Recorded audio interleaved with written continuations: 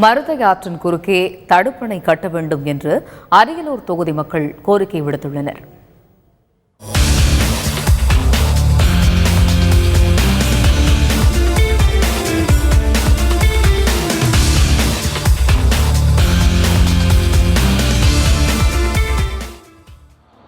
தமிழ்நாட்டிலேயே சிமெண்ட் உற்பத்தியில் முதலிடத்தில் உள்ள மாவட்டமான அரியலூர், திருமானூர் என்ற 2 ஊராட்சி ஒன்றியங்கள் உள்ளன. இந்த தொகுதியில் மொத்தம் 1,61,851 வாக்காளர்கள் உள்ளனர். இங்குள்ள அரசு சிமெண்ட் தொழிற்சாலையை நவீனப்படுத்த வேண்டும் என்பதும் சாலைகளை மேம்படுத்த வேண்டும் என்பதும் மக்களின் முக்கிய கோரிக்கையாக உள்ளது. அரசு சிமெண்ட் ஆலை உட்பட 7க்கும் மேற்பட்ட சிமெண்ட் ஆலைகள் அரியலூரை சுற்றி இருக்கிறது.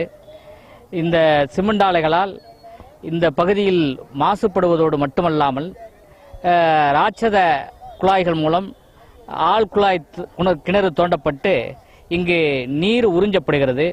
எனவே இந்த நீர் உறிஞ்சுவதால் இந்த பகுதியில் வாழக்கூடிய மக்களுக்கு வருங்காலங்களிலே மிக மோசமான ஒரு நிலையை அடைய வேண்டிய நீர் பற்றாக்குறையினால் அடைய வேண்டிய நிலைமை இருக்கிறது.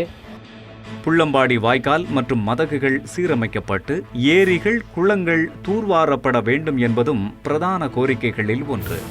அதோடு நவீன அரிசி ஆலை அமைக்கப்பட வேண்டும் என்பதும் மக்களின் விருப்பம். திருமானூர் ஒன்றிய பகுதியை பொறுத்தவரையில் விவசாயம் நிறைந்த பகுதியாக இருக்கின்றது. அரியலூர் மாவட்டத்திலே அதிக நெல் விளையக்கூடிய பகுதியாக இருக்கின்றது. அப்படி நெல் விளைகின்ற விவசாயிகளுக்கு முக்கிய நீர் ஆதாரமாக இருப்பது புள்ளம்பாடி வாய்க்கால் பாசனம். இந்த புள்ளம்பாடி வாய்க்கால் பாசனம் ஆரம்பிக்கப்பட்டு 60 ஆண்டுகள் ஆகியும் அந்த புள்ளம்பாடி வாய்க்காலை இதுவரைக்கும் தூர்வாரவில்லை. அப்படி தூர்வாருவதுதான் முதல் கோரிக்கை என்று இந்த பகுதியினுடைய சட்டமன்ற உறுப்பினர் தேர்தல் வாக்குறுதியில் கொடுத்திருந்தார்கள். நமக்கு என்ன விவசாயத்துக்கு தண்ணி விடுறதுக்கு அந்த தூர்வாரி இருந்தாங்கன்னாக்கா நமக்கு தண்ணி விடியாதான். அது தூரும் வரல, தண்ணியும் வரல. இந்த தடவை என்ன பயிர் போடுறதுன்னே ஒன்றும் புரியலைங்க. அப்படியே மானாவாரியாகவே கிடக்கு. என்ன செய்யறதுன்னு ஒன்றும் புரியலைங்க.